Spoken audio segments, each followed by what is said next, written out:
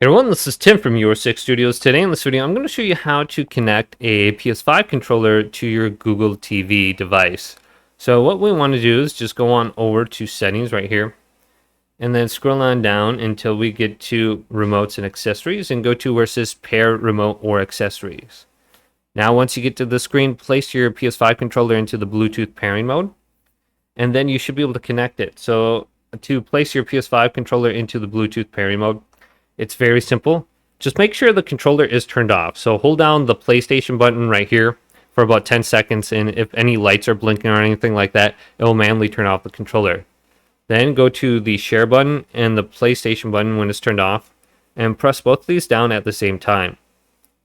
And then it will put it into the Bluetooth pairing mode. You can see the light is blinking, and we can go on back over to my Google TV device, and it should pop up under here now. And if it doesn't, well, I guess you're out of luck. So it should pop up here in about 10 to 15 seconds. There it is. So we can select it now, and it's pairing. And if you're going to be using this for Steam Link or something like that, you're going to be able to play your computer games from your computer to your TV. And it's very easy. And now it's connected, and I can disconnect it and forget it.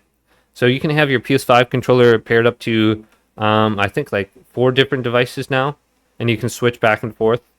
So to get back to the PlayStation, just hold down the PlayStation button and the triangle button at the same time, and then you can get back. And then O is your second connect device, X is your third, and square is your fourth. So hopefully this video did indeed help you out. If it did, leave it a big thumbs up and subscribe to my channel down below.